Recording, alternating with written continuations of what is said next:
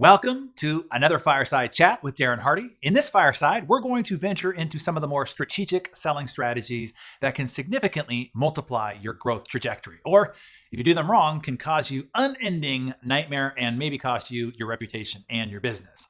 This is learning to leverage the enlightened self-interest of others, creating mutually valuable marketing partnerships.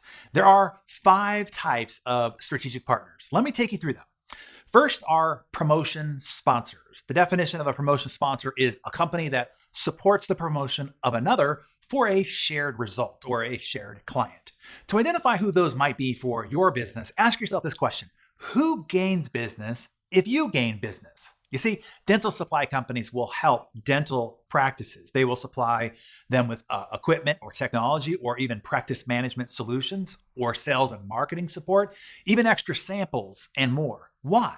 Because they know that if the dental practice is successful and growing, they will need to buy more dental supplies to run their practice, so everybody wins. Envelope manufacturers will supply copywriters and designers to direct marketers. Why? Because if their clients' direct mail promotions are successful, they're going to be buying a whole heck of a lot more envelopes to keep it going.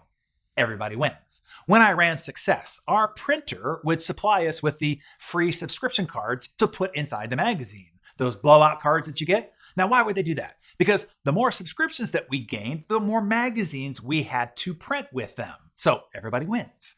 Mortgage brokers, title companies, home inspection companies, termite companies, roofing companies support and sponsor real estate agent parties and promotions. If the agent gains more clients, they refer, and everybody else gains more clients. Everybody wins.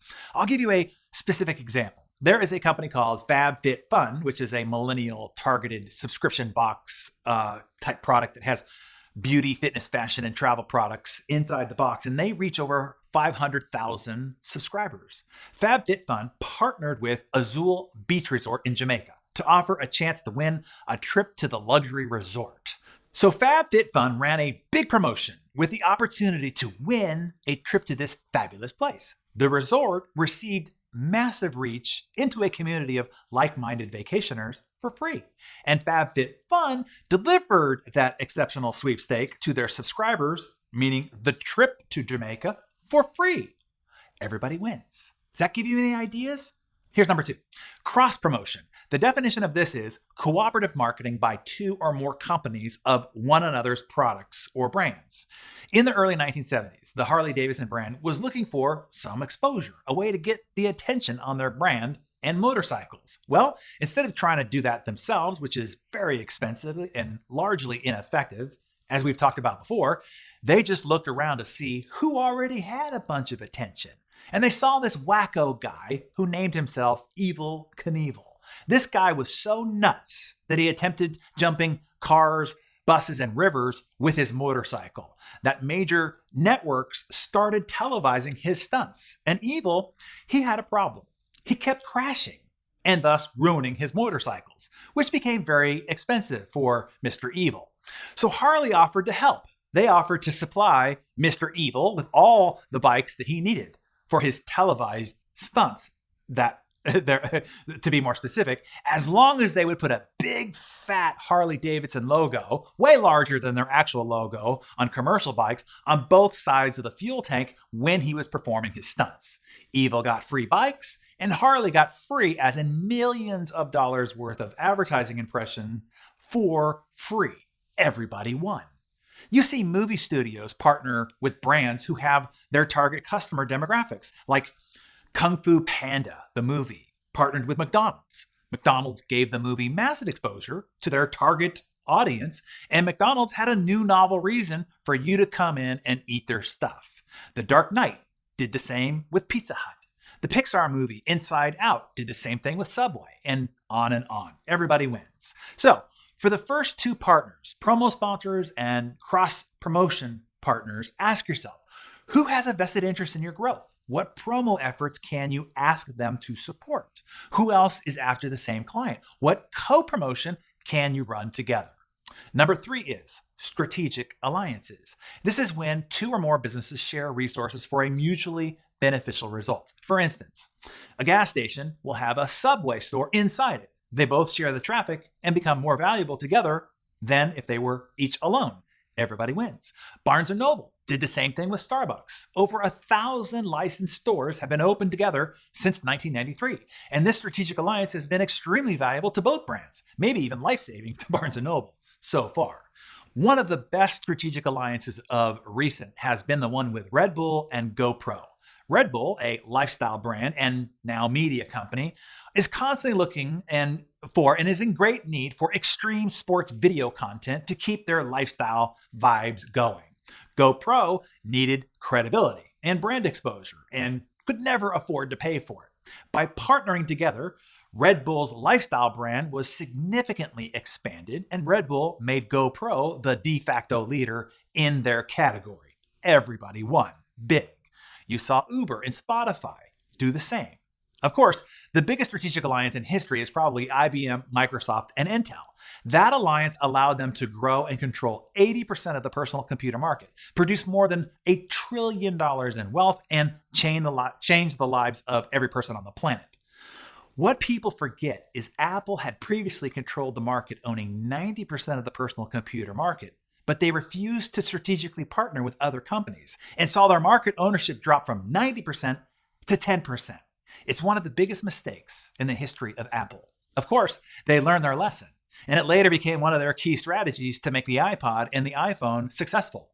With their App Store, they partnered with developers, and with iTunes, they partnered with record labels and musicians. They started with 500 apps, and now there are over 2 million or more.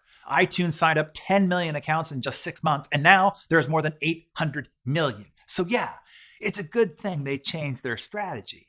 Reid Hoffman, a venture capitalist and co-founder of LinkedIn, puts it this way: no one can succeed by themselves. The only way you can achieve something magnificent is by working with other people. There is a lot of cooperation that takes place to do something significant.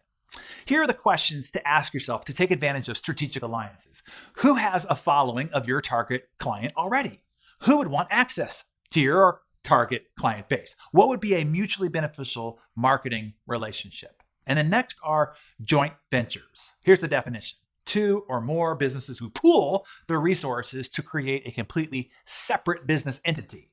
Here's the key question to ask yourself about thinking of whether joint ventures is good for you or not. What product or service combined with yours would solve a problem or fulfill a client desire? Let me give you some examples. Nike and navigation technology company TomTom came together to create the Nike Plus GPS sports watch. Apple and Nike did the same to create the Nike Plus iPod. Nike developed a footwear line called Nike Plus, and Apple created a microchip that fits into the shoe, which records the user's progress when they activate the feature from their iPhone or iPod. BMW and Louis Vuitton joint venture to create luggage that fit perfectly into the rear parcel shelf of BMW's special $135,000 model. Now, BMW had a $20,000 upsell to offer and profit on, and Louis Vuitton had instant sales to their ideal target demographic. Bonnie Bell joint ventured with Dr. Pepper to create their own new lip smacker flavor. As nasty as that sounds, the joint venture started in 1975 and is still existing to this day and continues to be successful. Sky Vodka saw how the gals on Sex and the City were vodka drinking fiends and created a special edition vodka line, and they both made extra money. Delta and American Express joint ventured to create a specially created and incentivized Blue Delta Sky Miles credit card. You might be thinking, why would Delta bother? Why would Delta want to help a credit card company acquire new cardholders? Well, one, this is what the president of Delta reported. Our partnership with American Express produced $70 million of incremental value this quarter, and we are on pace to deliver $300 million of incremental value this year. An extra $300 million for doing next to nothing ain't bad. And two, it acted as a loyalty program to incentivize and reward Delta customers for repeat business, significantly increasing each customer who became a cardholder's lifetime value. Bam!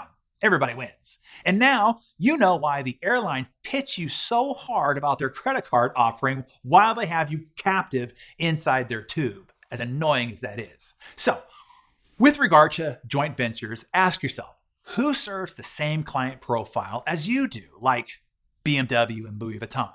Who has a valuable adjoining product or service like Nike and Apple? What co-created products or services could be created like Bonnie Bell and Dr. Pepper? And then lastly, my favorite type of partnership strategy is what's called affinity groups. The definition here is a group of people that are linked together by a common interest or purpose. I also call this fish in a barrel as a strategy. The key question to ask yourself here is, what are the groups of your ideal targeted prospects? Where are they already collected into a single barrel? Not just out there willy-nilly in the lake or the ocean, but already in a barrel. Based on who your best buyer profile is, and we talked about that in a prior Fireside chat. If you missed it, be sure to seek it out. It is critical to not wasting your precious sales and marketing time and budget. Based on their demographic and psychographic profile, where does your best buyer hang out? What are their interests? Where do they go? What do they belong to? For instance, based on their profile, are they members of the local country club or maybe of the symphony group? Are they members of the Chamber of Commerce? Maybe they're involved with a networking group like YPO or EO or Vistage or Tiger 21 or Toastmasters. Hey, maybe based on their profile, they are members of a car club or a dog lovers group or a particular church or a bowling league or a PTA group or a soccer league or a CrossFit community, whatever. Once you find where they are already barreled up, then you can partner or win over the leader of that barrel, influencer and relationship owner. And instead of having to fish out in the wild, in the open ocean or lake, one at a time, you now can haul them in, well, by the barrel. So, wrap-up questions for the affinity group partner are: what are other areas of interest of my target client group? What are organizations or associations they are already a part of?